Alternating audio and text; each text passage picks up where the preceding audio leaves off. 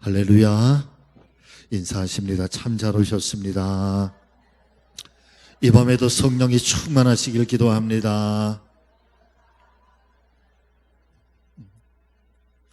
자, 오늘 주시는 하나님의 말씀 우리 한번 같이 봉독하실까요?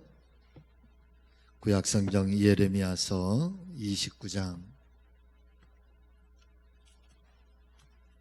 예레미야 29장 1절부터 14절까지 하고 33장 1절부터 잠깐 또 보겠습니다.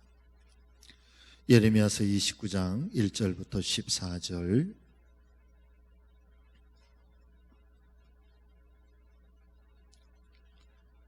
찾으셨으면 우리 한 절씩 함께 서로 교독하십니다. 구약성경 1096쪽. 선지자 예레미야가 예루살렘에서 이 같은 편지를 느부갓네살이 예루살렘에서 바벨론으로 끌고 간 포로 중 남아있는 장로들과 제사장들과 선지자들과 모든 백성에게 보냈는데,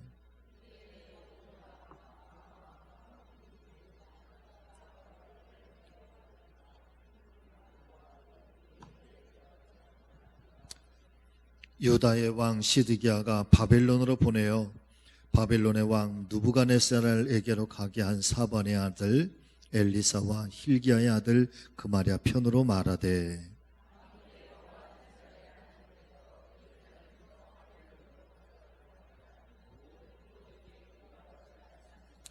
너희는 집을 짓고 거기에 살며 텃밭을 만들고 그 열매를 먹으라.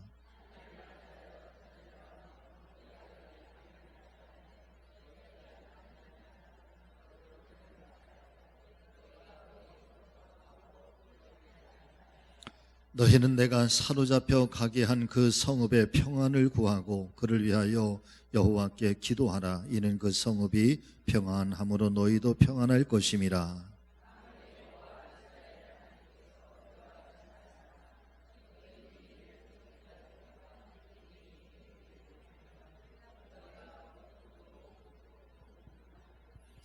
내가 그들을 보내지 아니하였어도 그들이 내 이름으로 거짓을 예언함이라. 여호와의 말씀이니라.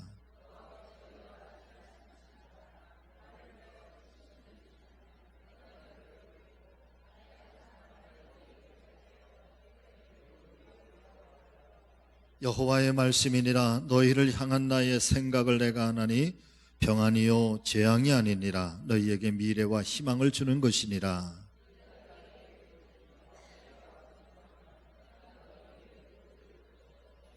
너희가 온 마음으로 나를 구하면 나를 찾을 것이요 나를 만나리라.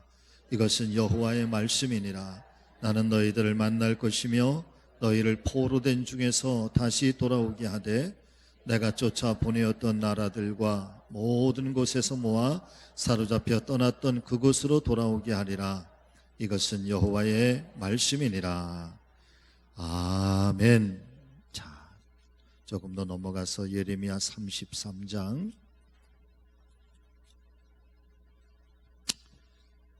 1절부터 3절까지. 예레미야 33장 1절부터 3절까지. 자, 시작. 예레미야가 아직 시위대 뜰에 갇혀 있을 때에 여호와의 말씀이 그에게 두 번째로 임하니라. 이르시되 이를 행하시는 여호와, 그것을 만들며 성취하시는 여호와, 그의 이름을 여호와라 하는 이가 이와 같이 이르시되 너는 내게 부르짖으라. 내가 내게 응답하겠고 내가 알지 못하는 크고 은밀한 일을 내게 보이리라. 아멘. 할렐루야.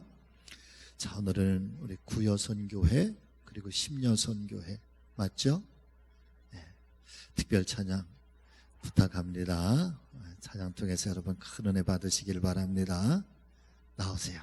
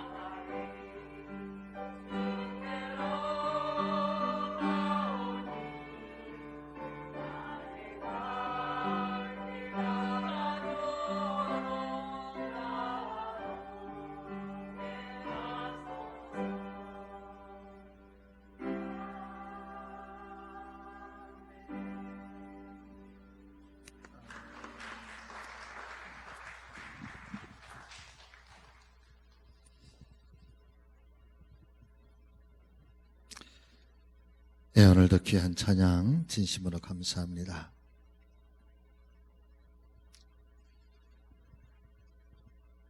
할렐루야. 자, 저하고 이렇게, 저 보이세요? 네. 제일 예쁜 모습으로 서로 인사하시죠. 저하고 인사하시는 거예요. 많이 많이 사랑합니다.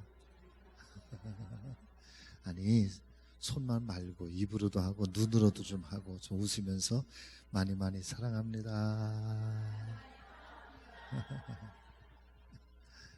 네, 아주 간단하게 이야기하시는 분도 있어요.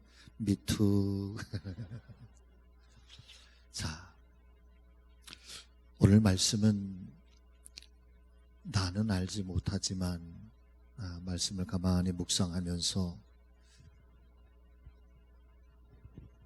말씀의 제목을 어떻게 정할까? 오늘 이 말씀을 꼭 드리고 싶은데, 오늘 이 말씀 속에서 하나님께서 어떻게 우리에게 말씀하실까? 이렇게 가만히 기대하면서 말씀의 제목을 나는 알지 못하지만, 자, 같이 해보시죠. 나는 알지 못하지만, 크게 보세요. 나는 알지 못하지만. 그런데 그 뒤에 감추어져 있는 말이 뭘까요? 나는 알지 못하지만 주님은 아십니다. 나는 알지 못하지만 아버지는 알고 계십니다. 나는 알지 못하지만 주님께서는 예비해 놓으셨습니다. 나는 알지 못하지만 아버지의 뜻과 아버지의 섭리와 아버지의 계획은 있을 것입니다.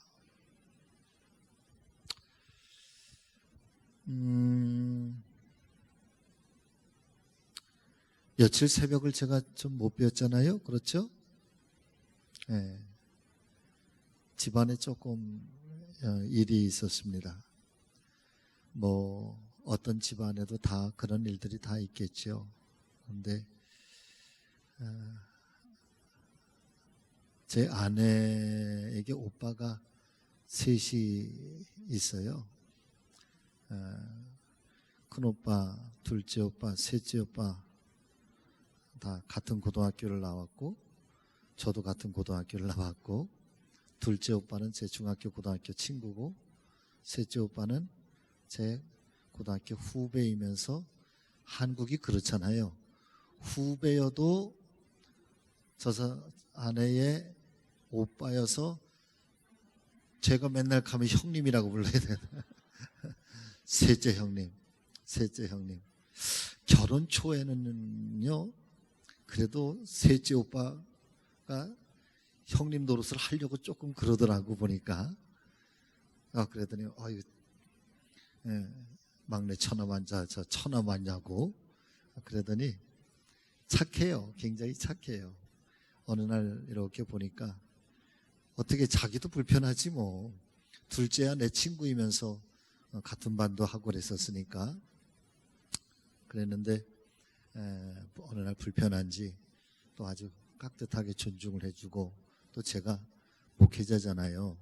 그러니까 때때로요, 저희 장모님께서도요 저한테 존댓말을 써요. 아이고, 사위에 오셨어요? 목회자가 이게 참, 장모님, 장인어른도 처남들도 이게 참 어려운 거예요. 네. 그 사이가 참 좋습니다. 그 형제들이 참 사이가 좋아요. 그런데 그 셋째 오빠의 부인이, 그러니까 제 아내한테는 올케가 되는 거죠. 참 착합니다. 집사님이고, 제가 속초에 있을 때도 속초에서 그 오빠가 건설회사를 다니기 때문에 건축 현장을 이렇게 이동을 따라서 속초에서 한 몇 년 같이 있었고, 그러다가 지금은 이제 청주에서 살고 있는데 올해가 꼭 50이에요. 그래 이제 애들 키우고 뭐 남편 뒷바라지하고 그러느냐고 지금까지 뭐 한번 또 빠듯한 살림에 애들 뭐 교육하고 가르치고 뒷바라지 하느냐고 뭐 한번 어디를 가보지도 못하고 늘 또 어떻게 해서든지 또 아르바이트도 하고 그러면서 또 일도 이렇게 하면서 열심히 살았어요. 그러다가 이제 애들도 이제 대학 다 들어가고 이제 좀 크고 학교 간다고 기숙사 들어가고 또 자취하고 또 신랑 요즘에 저쪽 여주 쪽에서 공사 현장이 여주에 있어서 신랑이 이제 여주 가서 거기서 숙소에서 지나면서 생활하다 이제 주말에 올라오고 그 이제 또 그러다가 이제 학교에 근무를 하면서 뭐 어디 한번 자기를 위해서 뭐 한번 이렇게 챙겨보고 뭐 그러지도 못했는데 아주 절친한 친구가 3명이 있는 거야. 근데 점심때쯤 전화가 왔대. 지난 월요일 날 점심때쯤 전화가 왔는데 가서 우리 맛있는 거 먹자고. 그래 이제 차를 타고 가다가 맛있는 거 먹으러 어디까지 가는 거 하면 외도까지 간 거예요. 외도. 청주에서 외도는 얼마 안 걸리는 한 차 타고 한 2시간 반 정도 이렇게 가면 된대요. 그래 갔다가 올라오는 길에 또 하나의 친구가 먼저 휴가가 있어서 그 친구를 전화를 했더니 그 친구가 지금 여수에 있다고. 그래서 이제 가족들이 다 있으니까 여수로 좀 들려서 온 김에 올라가는 김에 여수로 들려서 내가 저녁 식사 맛있는 거 사줄 테니까 밥 먹고 가라 그래서 이 3명의 친구가 차를 한 차 타고 가다가 올라오다가 이제 여수로 가서 저녁 식사를 하고 그리고 한 8시 반쯤에 이제 여수에서 출발을 해서 올라오다가 순천에 그 나들 먹이는 데서 음주운전 27살짜리 음주운전 차량이 그냥 와서 큰 부대서 이 3명의 친구가 현장에서 다 죽었어요.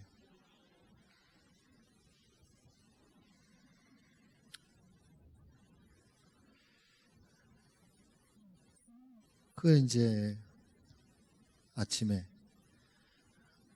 월요일 밤에 그런 거니까 화요일 아침에 일어나서 이제 막 세면을 하는데 전화가 와서 아내가 전화를 받는데 새파랗게 질려가지고 말이에요. 그래서 이제 가서 장례를 치르고 왔어요. 제가 집안에 또 사위가 또 하나밖에 또 없는데 그 또 처남들하고 다 이렇게 가까우니까 아주 착하고 신앙생활도 잘하고 집사님이신데 나이 50에 딸 2 장례를 치르면서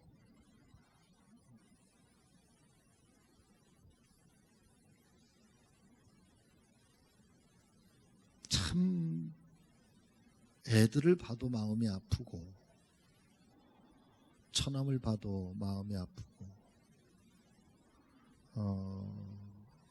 또 그 친정 어머니가 아직 살아계신데 많이 편찮으신데 처음에 친정 어머니한테 말씀을 안 드렸다가 이제 입관할 때 어떻게 말씀을 드려서 오셨어요. 근데 하시는 말씀이 내가 가야지 왜 네가 이렇게 누워 있냐고. 뭐 그런 뭐 상갓집에서 이제 장례 때 이제 그런 여러 가지 이제 아픔의 일들이 이제 거기 이제 이렇게 있으면서 그런 상황들을 이렇게 접하면서 자꾸 질문을 던져보는 거죠. 하나님 이게 뭐죠? 참 우리가 신앙을 가지고 예수 그리스도를 믿고 또 하나님을 의지하지만 우리의 삶 가운데서 일어나고 있는 정말 우리의 이 생각이나 우리의 계획으로 이해될 수 없는 그런 아픔의 일들이 참 상한 일들이 참 고통스러운 일들이 여러분 많잖아요.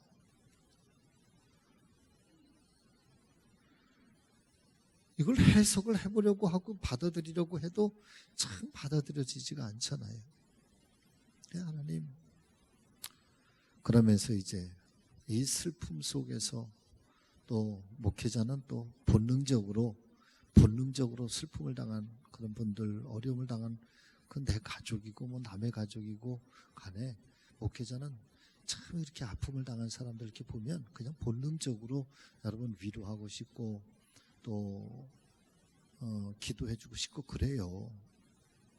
그래서 이제 처남 위해서 기도해주고 그 아이들 위해서 같이 기도해주고 그 유가족들 같이 이렇게 위로해주고 기도해주고 장례하고 그러면서 예배 시간 드리면서 그 짧은 그 3일 동안에 미처 우리가 해석되지 않는 그런 부분들이 사랑하는 여러분 해석이 되는 거예요. 그 중에 첫 번째가 뭐냐 하면 저희 처갓집이 굉장히 완고한 집입니다. 저희 장인어른이 일찍 아버지를 일찍 여우셔서 7살, 8살 땐가 아버지를 여우시고 홀어머니 밑에서 공부 하나 못하시고 그냥 어릴 때부터 일하면서 당신 밑에 동생들 공부하고 가르치고 집안 그렇게 일으키고 계속 그래서 굉장히 완고하시고 그러면서도 아주 철저하게 그분이 얼마나 예절이 바른지 몰라. 하여튼 다른 사람들한테 당신 얘기로는 어릴 때부터 아버지 없이 홀어머니 밑에서 자라고 어린 동생들 8살 뭐 밑에 5살 3살 뭐 이런 식으로 2살 이런 식으로 있었으니까 아버지 없는 애비 없는 자식이라는 소리 안 듣게 하시기 위해서 깍듯하게 하고 예절에 대해서 굉장히 철저하고 그 다음에 어떤 집안의 전통적인 걸 지키는 거에 있어서 집안의 일들에 대해서 굉장히 또 장손이시고 그러신 분이에요. 그래서 지난 세월 그렇게 이 처갓집을 어떻게 해서든지 신앙으로 하나 되게 하려고 집사람도 애를 많이 쓰는데 참 그게 어려워요. 잘 안 돼요. 근데 또 처남도 중고등학교 때까지 열심히 잘 다니다가 하여튼 똑똑한 친구들은요 뭐 교회의 좋은 점보다는 안 좋은 점을 자꾸 봐. 셋째 오빠가 똘망똘망해요. 그러더니 뭐 교회가 이래서는 안 된다. 하여튼 저하고 만나기만 하면은 저는 한마디도 안 하고 처남만 그냥 교회에 못된 거, 교회 나쁜 점만 그냥 막 나열을 하면 내가 아멘, 아멘 그래요 제가. 그러다 이제 아직 마음이 안 열려서 아직 교회를 못 나가고 부인만 나가고 그러는데 이번 장례를 처남이 전통 장례로 하겠다고 그랬더니요 저희 장모님이 오랫동안 교회 다니고 교회 집사고 애가 그렇게 하나님 잘 섬기고 살았는데 전통 장례를 하면 되냐고 애를 위해서도 기독교회장으로 해야지. 그래서 저희 장모님이 기독 장례식으로 하자고 그래가지고 여러분 교회장으로 한 거예요. 그리고 성경책 큰 거를 좀 하나 사달라고 틈날 때마다 좀 성경을 보겠다고 그러면서 당신들도 저희 처갓집은요 장모님이 입김이 세요.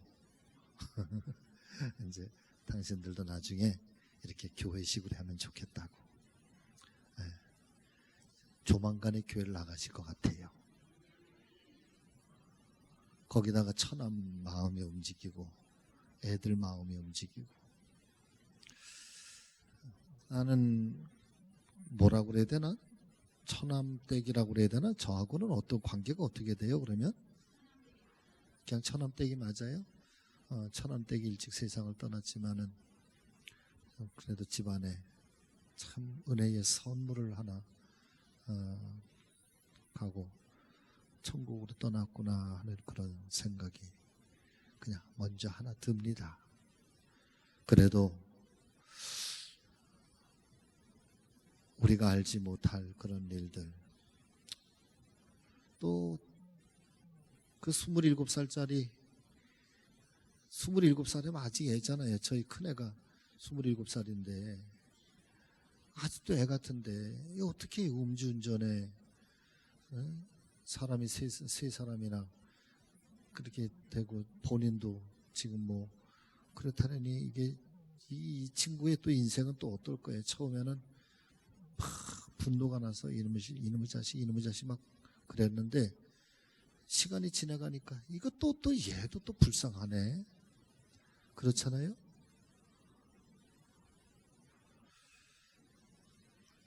사랑하는 여러분, 지금 제가 뭐 저희 이번 주에 제가 겪었던 일들을 말씀을 드리는 거지만 사실 이런 일들만 아니라 우리 모두에게는 정말 나는 알지 못하지만 그래서 그것 때문에 무너지기도 하고 그것 때문에 캄캄하기도 하고 어떻게 하지 그런 상황들이 누구에게나 예외 없이 다 일어날 수 있고 그리고 또 그런 일들 누구나가 다 겪을 수 있고 아니 어쩌면 다 겪어왔고 또 지금도 겪어가게 될 것입니다.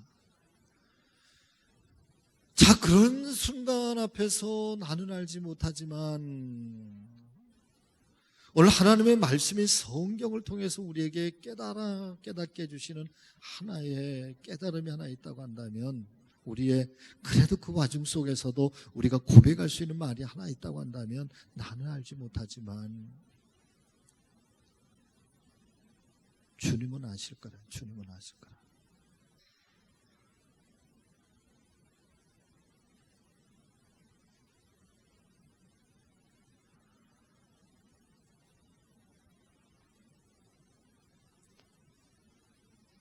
슬픔 속에서도 산자의 몫을 가지고 살아야 된다. 아무리 힘겹고 아무리 어려운 일들이 있어도 남겨진 자의 몫을 여러분 살아내야 되는 거거든요.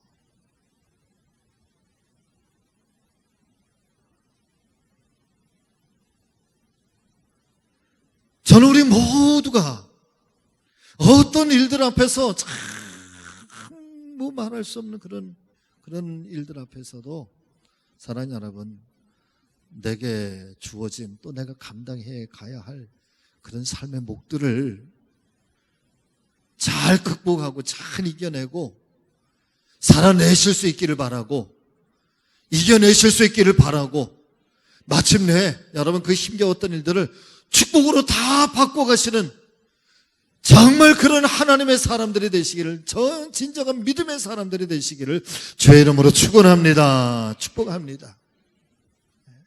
하나님의 사람들은 바꿔가는 사람들 거기에 순응하는 사람들이 아니고 거기에 그냥 매몰되는 사람들이 아니라 사랑하는 여러분 거치는 파도로 넘어가야 되는 거고 힘겹고 어려운 일들은 극복해 나가는 거고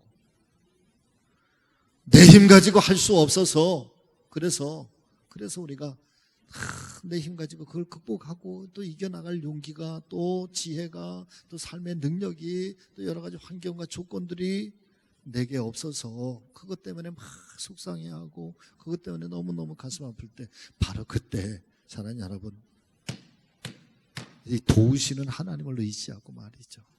여러분 그게 믿음 아니에요? 그게 우리가 하나님 의지하는 거 아니에요? 그런데 감사하게도 하나님께서는 그런 상황에 그냥 우리를 고아처럼 두지 아니하시고 내가 모른다 외면하지 아니하시고 그래 내가 도와줄게 그러면 그렇게 내가 나를 찾고 나를 또 만나기를 원하면 내가 너희를 만나줄 것이고 너희의 부르짖음 속에 내가 응답할 거고 너희는 알지 못하지만 그러나 크고 은밀한 일들 비밀한 일들을 내가 너희에게 그렇게 보여줄게. 할렐루야. 사랑하는 여러분 오늘 본문의 우리의 말씀은 우리가 너무나도 잘 알고 있는 그런 말씀이잖아요. 이스라엘 백성들이 느부갓네살에 의해서 다 이제 멸망을 당해서 다 바벨론으로 다 끌려갔다. 이제 다 끌려갔다. 성경은 29장은 그렇게 얘기를 하는 거예요. 그러면서 너희가 끌려간 그 땅에서 이제 결혼도 하고 그 땅에서 잘 터전을 잘 닦고 그곳에서 근간을 가지고 잘 살아라. 그러나 한 가지 꼭 주의할 것이 있다. 한 가지 꼭 주의할 것이 있다. 자, 29장 말씀으로 돌아가서 여러분 한번 보세요. 자, 4절부터. 자, 시작. 만군의 여호와 이스라엘의 하나님께서 예루살렘에서 바벨론으로 사로잡혀 가게 한 모든 포로에게 이와 같이 말씀하시니라. 너희는 집을 짓고 거기에 살며 텃밭을 만들고 그 열매를 먹으라. 아내를 맞이하여 자녀를 낳으며 너희 아들이 아내를 맞이하며 너희 딸이 남편을 맞아 그들로 자녀를 낳게 하여 너희가 거기에서 번성하고 줄어들지 아니하게 하라. 너희는 내가 사로잡혀 가게 한 그 성읍의 평안을 구하고 그를 위하여 여호와께 기도하라. 이는 그 성읍이 평안함으로 너희도 평안할 것이니라. 할렐루야. 자, 사실 전혀 뜻밖의 얘기죠. 예를 들면 이런 얘기예요. 지금 하여튼 요즘에 하여튼 참 못된 나라가 있어서 일본 민족은 내가 미워하지 않지만 일본의 아주 근성들은 아주 어느 때든지 여러분 수천 년 동안 계속 그래 왔어요. 요즘에 나빠. 하여튼 예를 들면 일본이 우리나라 식민지 와서 우리나라 땅을 차지하고 우리나라 이 땅의 지도자들을 다 끌고 일본 본토로 끌고 가는 거야. 지금 얘기가 그런 거죠. 다 끌고 가는 거예요. 그런데 하나님 들려오시는 말씀이 가만히 보니까 너희는 그 일본 땅에 가서 결혼도 하고 애도 낳고 번성하고 땅을 잘 이끌고 그 땅에서 잘 살아라. 그리고 그 땅이 뭐 하기를 기도하라? 평안하기를 기도해라. 사랑하는 여러분, 오늘 만약에 하나님께서 이 지금 처참하게 가족들이 살해를 당하고 왕은 두 눈이 뽑혀서 처참하게 끌려가고 나라는 풍지박산이 되고 그 난리법석이 되고 그래서 그 아픔과 그 눈물과 그 부르짖음과 그 고통에 찬 소리가 온 천지 사방에 있는데 만약에 그 상황 속에서 하나님께서 이런 말씀을 주신다고 한다면 여러분 이게 이해가 돼요, 안 돼요? 저는 이해가 안 돼요. 예레미야 말씀의 이야기를 가만히 묵상하면서 왜 하나님 그 땅을 왜 평안하라고 지금 이런 일도 자는 차라리 저게 말이야 뭐 어떻게 돼가지고는 그냥 홀라당 망하고 뭐 차라리 그 기도가 나오지. 하나님 일본을 축복해 주세요. 일본 민족이 번성하게 해주세요. 저 나라가 평안하게 해주세요. 저 나라가 모든 것이 다 잘되게 해주세요. 저는 이 기도 못할 것 같아요. 그런데 그렇게 하나님이 기도하래요. 이해가 안 되잖아. 이해가 안 돼. 그러면서 뒤에 말씀이 이제 70년이 지난 후에 너희를 내가 다시 그 땅에서 다시 예루살렘으로 돌아오게 하리라.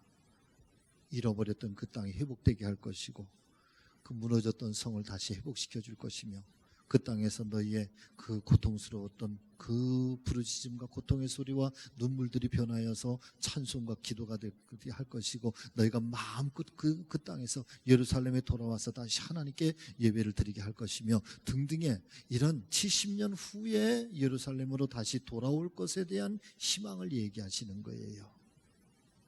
그런데 조금 이해가 가긴 해요. 힘들고 어렵겠지만 이제 70년 동안 이 바벨론에서 그렇게 포로로 살면서 너희는 그 땅에서 좌절하고 절망하고 그 다음에 무조건 그냥 실망하고 모든 것을 다 자포자기하고 그렇게 어둡게 살지 말고, 비록 남의 땅이고 이방 땅이지만 거기에서도 너희들은 70년 후에 돌아올 그날을 기대하면서 내가 반드시 그 땅을 다시 회복시켜 주시고 너희로 하여금 그 땅에 돌아오게 할 것이니, 비록 70년 이 세월 힘들고 어려운 세월이지만 그래도 그 땅에 평안하고 자녀를 결혼시키고 그 땅에서 계속해서 번성하도록 하라. 그래 조금 이해가 되잖아. 그러면서 하시는 말씀 하나가 그 다음 말씀인데요. 자, 그 다음 말씀을 한번 여러분 같이 읽어보세요. 자, 8절 말씀 시작. 만군의 여호와 이스라엘의 하나님께서 이와 같이 말씀하시니라. 너희 중에 있는 선지자들에게와 점쟁이에게 미혹되지 말며 너희가 꾼 꿈도 고지 듣고 믿지 말라. 내가 그들을 보내지 아니하였어도 그들이 내 이름으로 거짓을 예언함이라. 여호와의 말씀이니라. 할렐루야. 자, 비록 그 땅 속에서 이제 70년 동안 그 땅에서 참 험하고 외롭고 이방 땅에서 그렇게 거친 삶을 산다고 할지라도 인내하고 견디면서 너희들은 그 자녀 손들이 번성하기를, 평안하기를 위해서 기도해라. 왜냐하면 너희는 70년 뒤에 다시 이 예루살렘으로 돌아올 것이기 때문이다 말이지. 아직은 이루어지지 않았지만 지금 현재의 삶은 캄캄한 그런 상황이지만, 그러나 앞으로 일어날 그때를 기억하면서 그때를 기다리면서 때를 기다리면서, 그러나 한 가지 잊지 말아야 될 것은 미혹당하지 말라는 거야. 신앙만큼은 흔들리지 말라는 거야. 거짓 선지자들의 그런 말들 속에 미혹당하지 말고, 그들 속에 넘어가지 말고, 그들이 무엇을 꿈꾸었든 그들이 어떤 이야기를 하든 거기에 넘어가지 말고, 아주 한마디로 말씀을 드리면 그런 상황 속에서도 믿음을 바르게 지키고, 그리고 내가 보낸 선지자를 통해서 너희에게 말씀하노니, 그러면서 들려주시는 말씀이 이제 그 다음 말씀인 거예요. 자, 10절부터 또 같이 읽어보겠습니다. 자, 시작. 여호와께서 이와 같이 말씀하시니라. 바벨론에서 70년이 차면 내가 너희를 돌보고 나의 선한 말을 너희에게 성취하여 너희를 이곳으로 돌아오게 하리라. 여호와의 말씀이니라. 너희를 향한 나의 생각을 내가 하나니 평안이요 재앙이 아니니라. 너희에게 미래와 희망을 주는 것이니라. 할렐루야. 사랑하는 믿음의 가족 여러분, 저는 이 앞쪽에는 참 이해가 되지 않아요. 왜 그런 속에서 왜 그 나라를 위해서 기도하고 그 나라 속에서 평안하게 살라고 그러고 왜 그러시는지, 차라리 하나님 당장 어떻게 임하여서 어떻게 이 이 바벨론을 이렇게 깨뜨리고 느부갓네살을 단칼에 쳐 죽이고 이 원수들을 저 깊은 어둠 속으로 몰아내고 하나님께서 권능의 손길로 그렇게 역사하시면 좋겠습니다. 그렇게 기도하고 하나님 그렇게 하셨으면 좋겠는데, 하나님은 70년이라고 하는 세월을 두고 그 70년이라고 하는 세월 동안 그 바벨 땅에서 그 어려움을 겪게 하고, 그러나 거기서 끝나지 않고 내가 지금 약속한다, 약속해. 70년이 지나면 이 땅을 내가 다시 회복시켜 주리라. 그리고 그 땅에 너희를 다시 돌아가게 하리라. 그런 와중 속에서도 너희는 어떤 이 거짓 선지자들에게 미혹당하지 말고 그 말에 넘어가지 말고,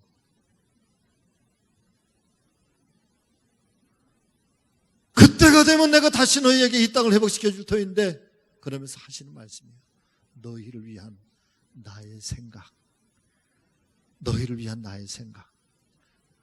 하나님께서 이스라엘 백성들을 향한 그 생각, 그것은 사랑하는 여러분, 재앙이 아니라 평안이니라. 너희를 향한 하나님의 계획이 있다는 거예요.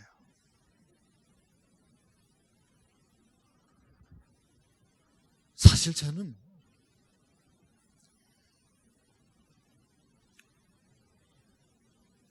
어떤 어렵고 힘든 일을 이렇게 당하면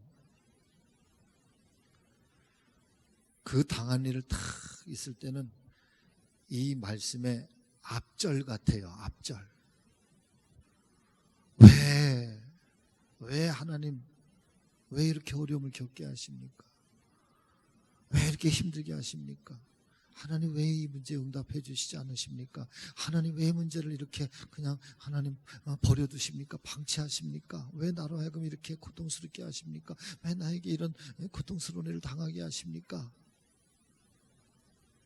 사실 우리는 다 그렇잖아요.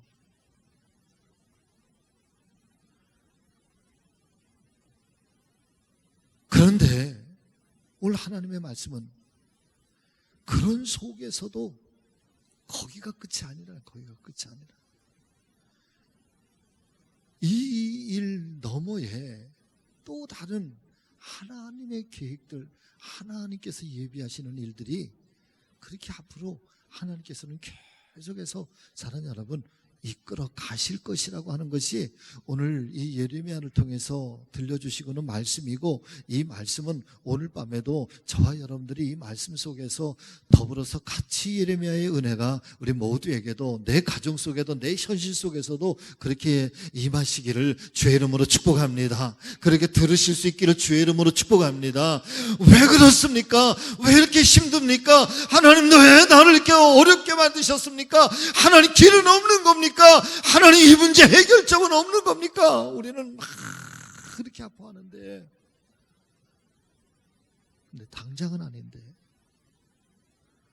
그러나 현재의 일들이 여러분 끝이 아니고 이 일들 너머에 또 새롭게 펼쳐질, 나는 알지 못하지만 그러나 하나님께서 만들어 가시는 그 일, 여러분 그것은 재앙이 아니고 그것은 하나님께서 우리에게 주신 축복의 일들이고, 그것은 새로운 평안의 일들이고, 그것은 하나님의 새로운 역사를 만들어가는 새로운 일들을 펼쳐가기 위한 하나님의 그 예비하신 일들이, 섭리들이 여러분 준비되어져 있다는 것을 오늘도 우리가 믿음으로 들을 수 있기를 바라고, 믿음으로 볼 수 있기를 주의 이름으로 축복합니다.